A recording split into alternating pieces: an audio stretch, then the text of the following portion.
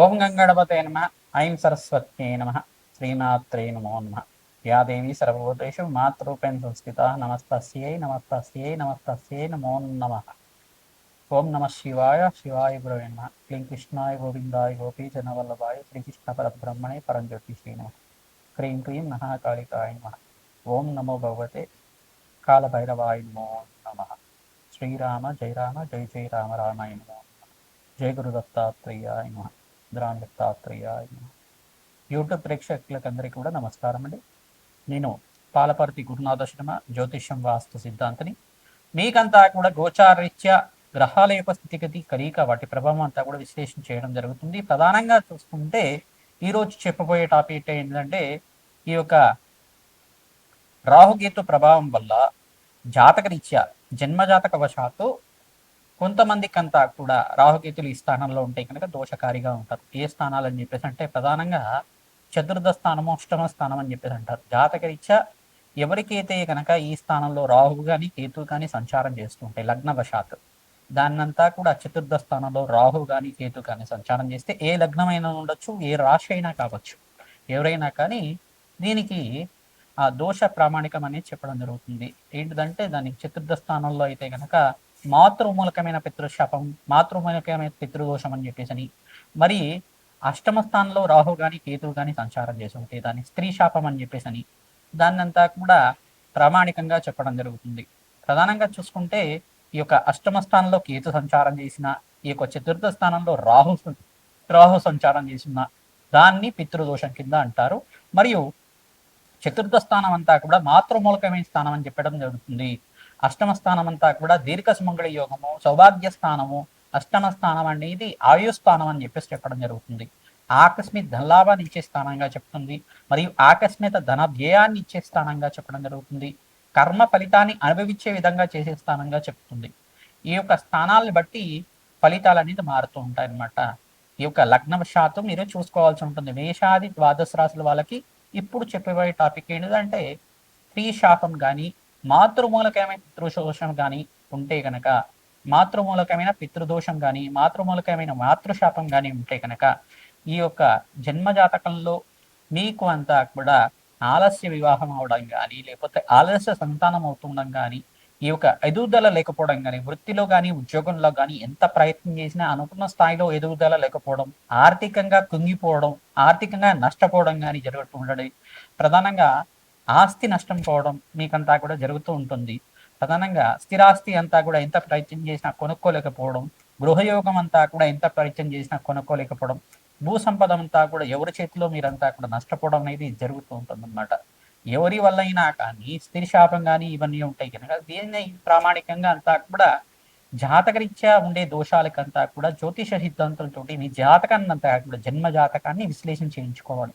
అందుకే ఈ యొక్క కర్మ ఫలితాన్ని అందరూ కూడా అనుభవించే విధంగా ఉంటుంది. కానీ దాన్ని పరిహార సిద్ధాంతం ప్రకారంగా, పరిహార శాస్త్రంలో చెప్పిన విధానంగా, తంత్రశాస్త్రంలో చెప్పిన విధంగా మీకు అంతా కూడా పరిహారం అంతా కూడా చేయించడం జరుగుతుంది. యజ్ఞ హోమాది కార్యక్రమాలు, దానాలు, గోమాత సేవ, తర్వాత రావి చెట్టుకి వేప చెట్టుకి వృక్షరాజానికి అంతా కూడా ప్రతిరోజు కూడా 27 ప్రదక్షిణాలు చేయడం, అవకాశం ఉంటే కనుక పనస చెట్టుని అంటే పనస మొక్కనంతా కూడా నాటడం, పనస మొక్క దగ్గర ఆమనయ దీపాలను అంతా చేయడం, ఎవరైతే కనుక దేవాలయ ప్రాంగణంలో పనస మొక్కని అంతా కూడా నాటుతూ ఉంటారో మీకంతా కూడా సకల గ్రహ దోష నివారణ కలుగుతుంది. పితృశాపం నుంచి, మాతృమూలకమైన పితృదోషం నుంచి కానీ, మాతృమూలకమైన మాతృశాపం నుంచి కానీ బయటపడడానికి ఆస్కారం ఉంటుంది.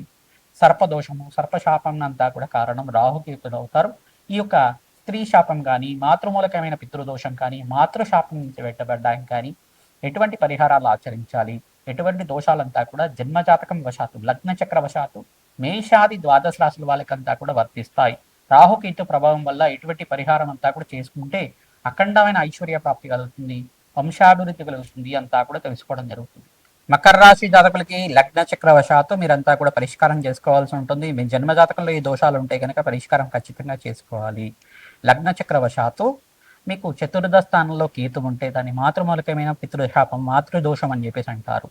దీని నుంచి బయటపడడానికి పితృదేవతల ప్రీతికరంగా, మీ మాతృదేవతకి ప్రీతికరంగా ఈ యొక్క స్వయంపాక దానం తరచుగా అమావాస్య వేళలో చేస్తూ ఉండడం వల్ల ఈ మాతృదోషం నుంచి బయటపడతారు. ముత్తైదువులకంతా కూడా ఈ యొక్క పూ తాంబూలం, పండు తాంబూలం, వస్త్రదానం చేయడం వల్ల కూడా అఖండమైన సౌభాగ్యం లభించడానికి ఆస్కారం ఉంటుంది. అష్టమ స్థానంలో కేతువు కానీ, అష్టమ స్థానంలో రాహు కేతువు కానీ కలిసి ఉండడం, అంటే రాహు పరి ప్రధానంగా రాహు కానీ అంగారకుడు కానీ అష్టమ స్థానంలో కలిసి ఉంటే కనుక దీన్ని స్త్రీ శాపం అంటారు, మరి మాంగళ్య దోషం అంటారు.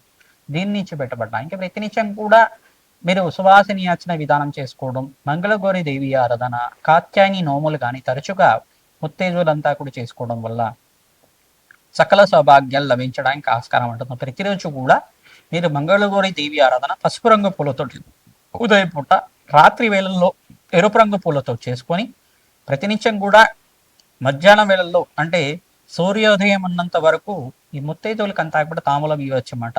అంటే సూర్యాస్తం అయిపోయిన తర్వాత తాంబూలం ఇవ్వకూడదు, అందుకని చెప్పేసి సూర్యోదయం ఉన్నప్పుడు మీరంతా కూడా ముత్తైదువులకి విశేషంగా ఈ యొక్క పూతాంబులం కానీ పండు తాంబూలం కానీ దానం చేస్తూ ఉండడం కానీ, శనకలు వాయనం ఇస్తూ ఉండడం కానీ, మంగళగౌరి దేవుడి స్వరూపంగా ముత్తైదువులకు అంతా కూడా భోజనం పెట్టడం వల్ల సకల సౌభాగ్యాలు లభించడానికి ఆస్కారం ఉంటుంది. వస్త్రదానం చేయడం వల్ల సంఘంలో గౌరవం పెరుగుతుంది, కీర్తి ప్రతిష్టలు పెరుగుతాయి, సకల దోషాల నుంచి బయటపడడానికి ఆస్కారం ఉంటుంది. బీదవాళ్ళకి అన్నదానం చేయండి, తద్వారా సకల శాపాల నుంచి బయటపడడానికి ఆస్కారం ఉంటుంది. గోమాతకి శనగలు, బొబ్బర్లు, ఉలవలు అంతా కూడా నానబెట్టినవి తరచుగా సమర్పిస్తూ ఉండడం వల్ల సకల ఆర్థిక ఇబ్బంది నుంచి బయటపడడానికి ఆస్కారం ఉంటుంది. సకల దోషాల నుంచి పితృశాపం కానీ, మాతృదోషం కానీ, మాతృశాపం కానీ, స్త్రీ శాపం కానీ, మాంగళ్య దోషం కానీ, అష్టమ స్థానం అంతా ఇప్పుడు దీర్ఘ సుమంగళి యోగం కోసం చెప్తూ ఉంటుంది. ఈ దోషం నుంచి బయటపడడానికి ఆస్కారం ఉంటుంది. ప్రతినిత్యం కూడా లగ్నమే ప్రామాణికంగా చూసుకోవాలి. మీరంతా కూడా జ్యోతిష పండితులతోటి మీరంతా కూడా జాతకాన్ని విశ్లేషణ చేసుకుని తగు పరిష్కారం తీసుకోవడం వల్ల మీకంతా కూడా రాజశ్యామల యజ్ఞాధికరతలు ఆచరించడం, కమలాత్మిక దేవి యజ్ఞాధికరతలు ఆచరించడం వల్ల సకల సౌభాగ్యాలు లభించడానికి ఆస్కారం ఉంటుంది.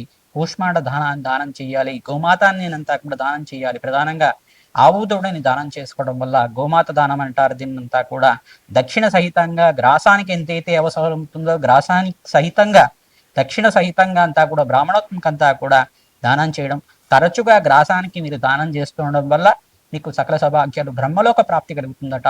సకల సౌభాగ్యాలు కలగడానికి ఆస్కారం ఉంటుంది. సకల భోగభాగ్యమైన సుఖమైన జీవితం జీవించడానికి, ఆనందమైన జీవితం జీవించడానికి పుణ్య కార్యక్రమాలు చేయండి. శ్రీమాత్రే నమః. మేషాది ద్వాదశ రాశుల వాళ్ళకి ప్రధానంగా చూసుకుంటే చతుర్థ స్థానం గృహయోగం కోసం చెప్తుంది, స్థిరాస్తి కోసం, భూసంపద కోసం చెప్తుంది, మరియు ప్రధానంగా చూసుకుంటే స్థిర ఐశ్వర్యం కోసం కూడా చెప్తూ ఉంటుంది.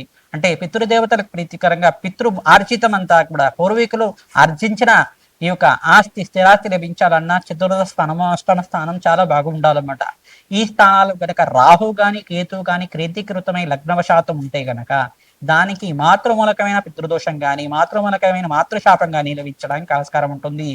ప్రధానంగా అష్టమ స్థానం ఆయుస్థానం అంటారు. దాన్ని అంతా కూడా మాంగళ్య స్థానము, దీర్ఘ సుమంగళి యోగం కోసం చెప్పే స్థానం అని చెప్పేసి అంటారు. స్త్రీలకి విశేషంగా ఈ స్థానాల్లో అంతా కూడా రాహు ఉంటే గనక దీన్నంతా కూడా స్త్రీ శాపం అంటారు. పురుషులకు కూడా స్త్రీ శాపం వర్షించడానికి ఆస్కారం ఉంటుంది.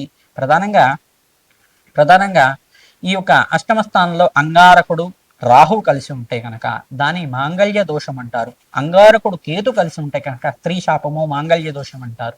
దీని నుంచి బయటపడడానికి ప్రతినిత్యం కూడా సువాసిని ఆచరణ విధానం ఆచరించడం, ప్రతినిత్యం కూడా దేవతా కళ్యాణం ఆచరిస్తూ ఉండాలి. శివపార్వతుల కళ్యాణం పుణ్యక్షేత్రంలో శ్రీశైల ప్రాంగణంలో అంతా కూడా చేసుకోవడం వల్ల సకల దోషాలు, సకల శాపాల నుంచి బయటపడడానికి ఆస్కారం ఉంటుంది. సుబ్రహ్మణ్య స్వామి కళ్యాణం అంతా కూడా కృత్తిక నక్షత్రం షష్ఠి తిథి రోజు మంగళవారం వేళల్లో కానీ, ప్రతినిత్యం కూడా గురువారం వేళల్లో కానీ ఈ యొక్క కళ్యాణం, సుబ్రహ్మణ్య స్వామి కళ్యాణం అంతా కూడా ఆచరించడం వల్ల సకల శాపాల నుంచి బయటపడడానికి, సకల దోషాల నుంచి బయటపడడానికి ఆస్కారం ఉంటుంది. పుణ్యక్షేత్ర దర్శనాలు ఆచరించాలి. ప్రధానంగా దత్తాత్రేయ పుణ్యక్షేత్రాలు కానీ, ప్రధానంగా శ్రీకృష్ణ పరమాత్మ యొక్క పుణ్యక్షేత్రాలు కానీ, ఈ యొక్క అరుణాచలం పుణ్యక్షేత్రం కానీ, శ్రీశైల పుణ్యక్షేత్రం కానీ, కాశీపట్నం కానీ, ప్రధానంగా కాశీ పుణ్యక్షేత్రంలో కానీ మీరంతా కూడా అన్నదానం చేయించడం వల్ల, అభిషేక హోమాది కార్యక్రమాలు ఆచరించడం వల్ల సకల సౌభాగ్యాలు లభించడానికి ఆస్కారం ఉంటుంది. దేవి భాగవతాన్ని పారాయణం చేస్తూ ఉండాలి. సువాసిని అర్చన విధానం చేస్తూ ఉండాలి. దేవి భాగవతాన్ని అందరూ కూడా పారాయణం చేస్తూ ఉంటే గనక ప్రవచనాల్లాగా వింటున్నా కానీ దేవి భాగవతంలో అమ్మవారి చరిత్ర అంతా కూడా ఉంటుంది. తద్వారా అమ్మవారి అనుగ్రహం అంతా కూడా శీఘ్రంగా లభిస్తుంది. మీకంతా కూడా సకల దోషాల నుంచి బయటపడి శీఘ్ర కళ్యాణ యోగం సిద్ధిస్తుంది. సకల శాపాల నుంచి బయటపడడానికి మీరంతా కూడా ఈ కార్యక్రమాలు చేయాలి. ప్రధానంగా శాంతి హోమాది కార్యక్రమాలు చేయాలి. ప్రధానంగా రాజశ్యామల యజ్ఞాధికృతులు, మాతంగేశ్వరి మూలమంత్ర జపాలు, తర్వాత బగలాముఖి శాంతి హోమాది కార్యక్రమాలు, కమలాత్మికాదేవి మూలమంత్ర జపాలంతా కూడా ఆచరించడం వల్ల జన్మజాతకంలో ఎటువంటి ప్రబలమైన దోషాలు ఉన్నా కానీ పరిహారం అవడానికి ఆస్కారం ఉంటుంది. శ్రీమాత్రే నమః.